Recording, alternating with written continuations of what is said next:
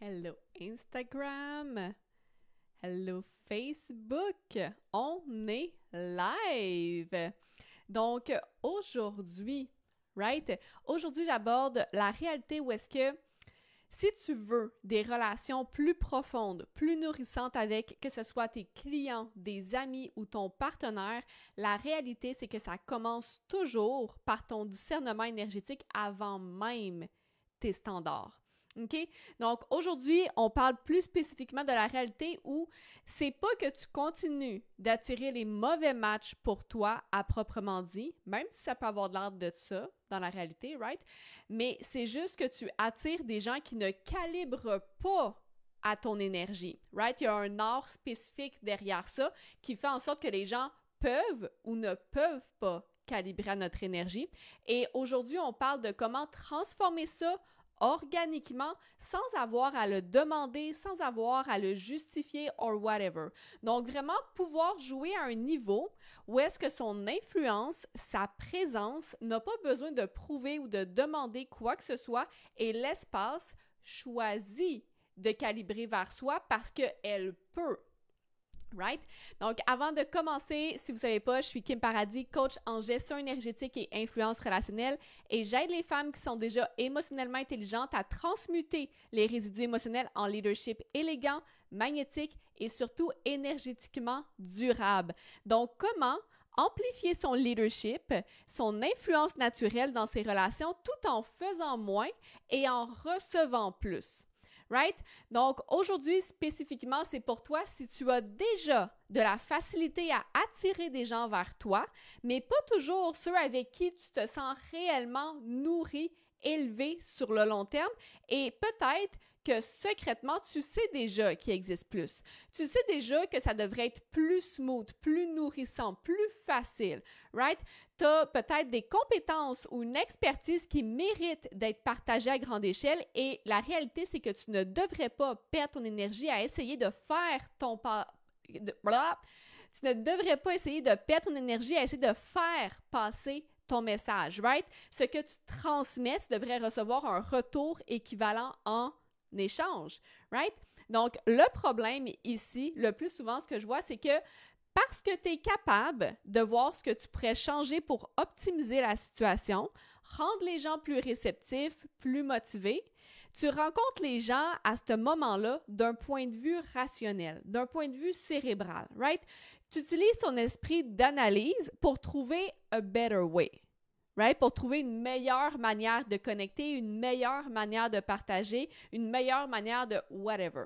Puis après ça, tu te demandes pourquoi les gens autour de toi sont stressés, font de la projection, font des mind games au lieu de juste être vrais, authentiques. Mais même, la réalité, même si ça vient d'une tendance naturelle, right? C'est naturel pour toi de lire la situation, prendre sur toi la responsabilité de l'améliorer. Tu es toi-même à ce moment-là en mind games parce que tu es pris dans ta tête à essayer de vouloir optimiser les choses. Et ça fait en sorte que tes relations te coûtent énergétiquement parce que tu es toujours plus investi que les autres lorsque tu es ici dans ta tête en mode analyse, right? Parce que tu perds de l'énergie, ou plutôt tu prends de l'énergie à analyser la situation et te remettre en question. Tu prends de l'énergie à essayer de fixer la situation, puis peut-être même changer tes stratégies, ta communication, whatever. Tu prends de l'énergie à te demander pourquoi est-ce qu'il n'implémente pas ce que j'ai à offrir, pourquoi est-ce qu'il ne m'écoute pas, pourquoi, comment est-ce que... Tout ça. Et tu prends aussi de l'énergie parce que après ça, of course, tu tombes dans l'amertume, dans la frustration, parce que les gens ne rencontrent pas tes standards, parce que you see a better way, et les gens restent là où est-ce qu'ils choisissent de ne pas implémenter that better way. Right? Donc là, on a 4 points de fuite énergétique. Et si on reste là-dedans, of course, ton corps va cumuler de la fatigue parce que tu n'es jamais reconnu à la hauteur réelle à laquelle tu as investi de l'énergie dans la situation. Right? Parce que on prend l'énergie constamment, comme que j'ai dit tantôt. Donc là, éventuellement, of course, tu te ramasses, tu n'as pas le choix à prendre un break. Et pour ça, pour prendre un break, tu n'as pas le choix de te déconnecter complètement de la situation et des gens qui sont impliqués. Parce que ta réalité à toi, celle où est-ce que tu es bien, c'est où est-ce que tu optimises, c'est où est-ce que tu gères. Donc, si tu veux prendre un break, tu n'as pas le choix de tout couper les ponts avec cette partie-là de toi où est-ce que tu es juste déconnecté. Donc, of course, ça, c'est un cycle qui se répète jusqu'à ce que tu arrives à une limite où tu es enfin prête à changer quelque chose. Right? Parce que tu te rends compte à un certain point que tu ne veux plus avancer comme ça et tu vois clairement qu'il faut changer quelque chose si tu veux un résultat différent. Et le plus souvent, c'est ici qu'on se met à penser qu'il faut juste changer les gens autour de nous ou changer notre niche ou changer notre domaine. Mais la réalité, c'est que changer les facteurs extérieurs ne changera pas le cycle dans lequel on se maintient ici. Parce que ce qui arrive ici dans la situation, c'est que la résistance externe dans ces relations, ça, c'est juste le reflet de la résistance interne qui se passe à l'intérieur de notre corps, right? Parce que je me trouve à un niveau conscient, mon esprit, les gens me rencontrent en retour à un niveau qui est conscient. Mais pour devenir un point d'attraction dans mes relations, où est-ce que j'ai un niveau d'engagement, de motivation, de réciprocité, où est-ce que c'est facile, c'est fluide, tout en étant connecté puis engagé, je dois, en premier lieu, être capable de bouger dans la vie face aux défis avec une résistance minime, tout en restant moi-même connecté puis engagé. Maintenant, right, comment est-ce que ça se présente concrètement? Qu'est-ce que je dois faire concrètement pour être capable de libérer les résistances internes et donc libérer les résistances externes pour être capable d'avoir ce niveau de connexion et de fluidité facile? Et c'est exactement là que mon discernement énergétique entre en jeu. C'est exactement ici qu'une fois que j'ai élevé mon discernement énergétique, ensuite, je peux élever mes standards. Donc, c'est les deux ensemble. Mais la première étape, c'est d'élever mon discernement énergétique. Et la raison pourquoi la plupart des gens bypassent le travail et se ramassent à devoir rester dans l'optimisation et rester pris dans leur tête et perdre d'énergie, c'est parce qu'ils refusent de faire face à une réalité fondamentale. Le niveau conscient où est-ce qu'on se trouve n'est pas le même niveau que la réalité énergétique où est-ce que notre corps et notre système nerveux se trouvent. Et pour accepter ça, ça demande de faire preuve d'humilité en premier, of course, mais surtout, pourquoi c'est si difficile? C'est que ça demande de faire preuve de vulnérabilité en premier, d'admettre que même si oui, consciemment, je suis rendu à un certain niveau, mon système nerveux, mon corps, lui, n'est pas à ce niveau-là et je dois prendre mes décisions pas selon ce que je pense, selon ce que mon niveau de conscience, où est-ce qu'il se trouve. Je dois prendre mes décisions en fonction de où est-ce que mon système nerveux se trouve. Et lorsque je fais ça, ensuite, mes standards peuvent s'élever. Ensuite, ma réalité vient se calibrer. Mais si je ne suis pas prête à accepter le fait que mon système nerveux, mon corps se situe à une autre réalité complète que mon niveau conscient, ça fait en sorte que je ne peux pas libérer les résistances internes, je ne peux pas libérer les blocages énergétiques tant et aussi longtemps que je pense qu'il n'y a rien, tant et aussi longtemps que je pense que les deux sont sur le même niveau. Right?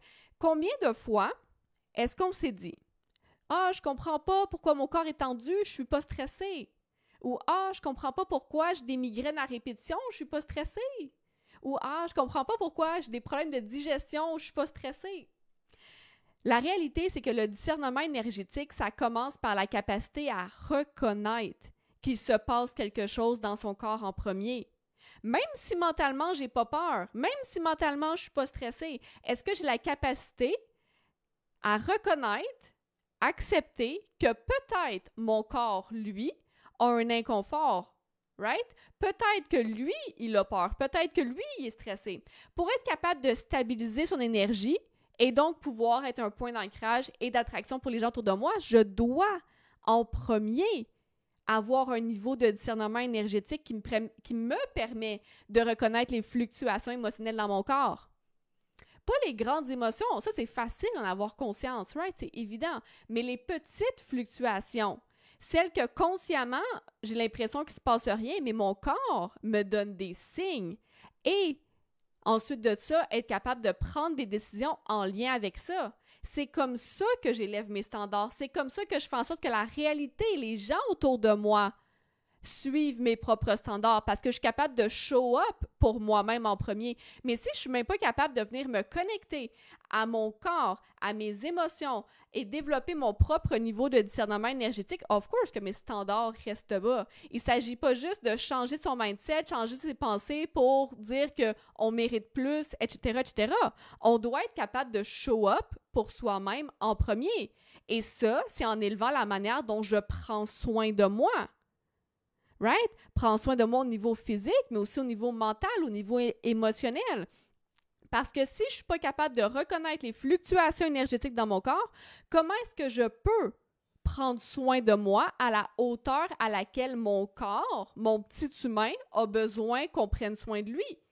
Et si je ne peux pas prendre soin de moi pour les petites choses, toutes ces fluctuations énergétiques-là, ça devient des résistances. Ça devient des limitations, ça devient des blocages que, of course, j'ai même pas conscience, mais qui viennent définir mon identité perçue. Oh non, moi je suis pas comme ça. Oh non, ça c'est pas une manière pour moi de faire les choses. C'est correct de savoir ce qu'on veut. Par contre, plus que j'élève mon niveau de discernement énergétique, plus que j'élève ma capacité à remettre l'énergie en mouvement à l'intérieur de moi. Plus que j'élève ma capacité à remettre l'énergie en mouvement à l'intérieur de moi, plus je suis capable de processer mes émotions, moins j'ai de limitations, plus que j'ai d'options pour créer la vie que je veux devant moi. Right? Et lorsque justement j'ai plein de blocages qui viennent délimiter mon identité perçue, c'est pour ça que mon corps va ensuite maintenir de la résistance. C'est pour ça que même si je relaxe, j'arrive pas complètement à me détendre. C'est pour ça que malgré toutes ces connaissances, les relations sont jamais vraiment fluides, nourrissantes, authentiques, parce que je fonctionne sur une réalité rationnelle seulement. Et tant que je ne serai pas confortable à naviguer la dualité qui existe entre le fait que consciemment, ça se peut que j'ai pas peur. Ça se peut que je ne ressente pas de résistance, mais qu'en même temps, mon corps, lui, ça se peut qu'il soit inconfortable.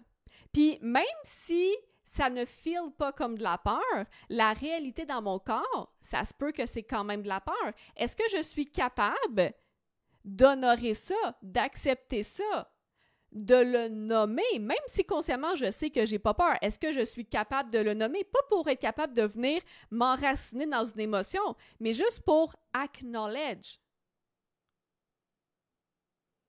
Juste pour reconnaître que c'est là. Et juste parce que je sais que c'est là que je suis ancrée et que j'ai ce qu'il faut pour prendre des décisions alignées avec mes besoins actuels, où est-ce que mon système nerveux se trouve, et en même temps alignées avec la réalité que je souhaite créer, ce que je souhaite magnétiser vers moi. Et la première étape, comme je disais, c'est d'accepter, de reconnaître cette peur-là ou peu importe quelle émotion que c'est. Parce que c'est juste après cette étape-là qu'on va pouvoir remettre l'énergie en mouvement. Puis en même temps, of course, élever notre leadership, élever notre capacité à en même temps hold the space for us, faire preuve d'empathie et en même temps remettre l'énergie en mouvement pour pas juste rester pris dans le moment présent, right? Parce qu'à chaque moment, on est toujours en train de, oui, est-ce que je suis en train d'élever mes standards? Est-ce que je suis en train d'agrandir ma capacité à ressentir? Est-ce que je suis capable d'augmenter ma capacité justement à élever comment est-ce que je prends soin de moi? Et en même temps, qu'est-ce que je choisis de créer? Right? Donc, maintenant, avant de terminer, si c'est quelque chose qui a résonné avec toi aujourd'hui, je veux que tu restes quelques minutes supplémentaires pour que je puisse te partager comment on peut travailler ensemble pour la suite. Right? Donc, officiellement, si tu n'étais pas au courant, les portes de Alchemize and Magnetize sont maintenant ouvertes. C'est un programme de mentorship sur 12 semaines pour vraiment venir, en premier, stabiliser ton énergie, right? Transmuter les résidus émotionnels et pouvoir devenir un point d'attraction naturel pour des relations qui soutiennent à la fois ton expansion et ta paix intérieure. Donc, concrètement, qu'est-ce qu'on va faire? Premièrement, on va commencer par élever ton pouvoir d'attraction en libérant ton champ énergétique des distorsions qui peuvent s'être accumulées au fil du temps malgré toi, right? Donc, on va vraiment prendre le temps ici de se reconnecter à son propre discernement énergétique pour être en mesure d'élever ses standards et of course, devenir un point d'influence naturel dans ses relations sans même avoir besoin d'analyser, d'optimiser ou de tomber dans sa tête, right? Parce qu'on n'est pas ici pour optimiser, on est ici pour vivre, right? Ensuite de ça, qu'est-ce qu'on va faire? On va prendre le temps, on va venir aligner, stabiliser ton énergie de manière durable afin que ta présence parle d'elle-même sans créer en fait inconsciemment de résistance externe parce qu'on a libéré les résistances internes en premier. Et finalement, right, tu vas partir, tu vas réellement comprendre comment devenir un match indéniable pour des relations qui élèvent ton énergie et ta qualité de vie.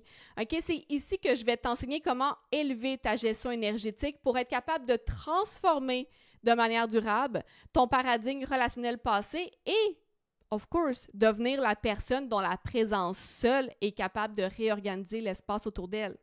Donc, cette cohorte-là débute officiellement le 18 août 2025 et spécialement, première cohorte va être limitée à 10 personnes pour maintenir l'intimité et l'exclusivité du groupe. Donc, on est encore en période de pré-lancement. Le tarif Early Bird est toujours en vigueur, de même que les bonus actuels. Donc, si ça t'intéresse, juste m'envoyer un message en privé si tu veux recevoir le lien d'application pour pouvoir postuler. C'est vraiment important pour moi de m'assurer qu'on soit bel et bien un match avant d'offrir une place vu que les places sont limitées. Sur ce, on se voit la semaine prochaine et n'hésite pas à partager, taguer les personnes que tu penses qui pourraient bénéficier de ce live stream.